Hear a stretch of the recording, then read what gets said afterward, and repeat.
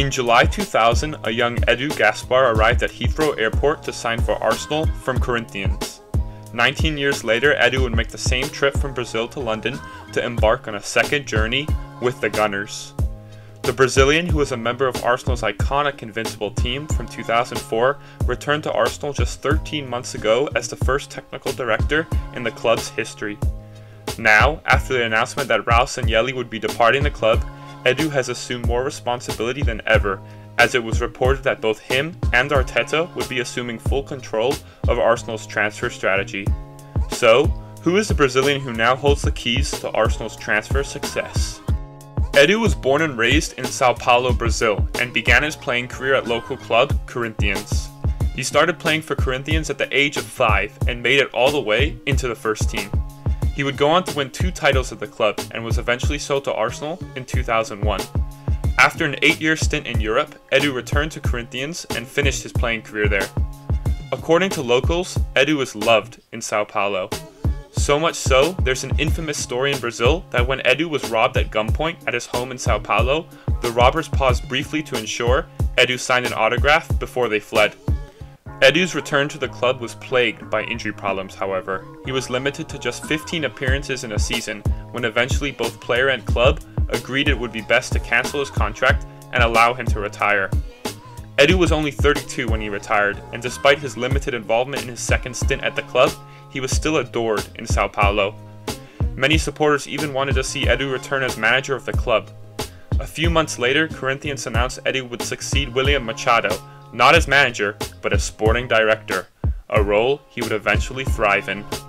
It was during Edu's time as sporting director at Corinthians that he first began working with Kia Gorobchkin. In Edu's first year in charge, Corinthians were in negotiation with Gorobchkin's client, Carlos Tevez.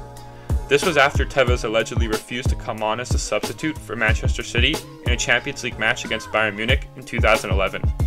Edu and Gorobchkin held talks in London about a possible deal. However, in the end, Tevez chose to remain in England. Nonetheless, Corinthians built an impressive team under Edu. With Tite at the helm and Edu pulling the strings, Corinthians won the Brazilian title in 2011 and went on to win the Copa Libertadores, South America's equivalent to the Champions League, the very next year. Corinthians would go on to complete the treble by beating Chelsea 1-0 in the FIFA Club World Cup final. It was a historic year for the Brazilian team, orchestrated by none other than Edu himself. After 5 successful years at Corinthians, in June 2016, Edu left the club to join Tite with the Brazilian national team. The former Gunner spent 3 years with the Brazilian team, winning the Copa America in 2019. It was then when Arsenal's ex-head of football, Raul Sanllehi, began negotiations to bring Edu back to London. Edu returned to Arsenal last summer along with 2 other Brazilians, David Luiz and Gabriel Martinelli. 2 of those moves, Edu and Luiz, were orchestrated by none other than Kia Gorobchkin.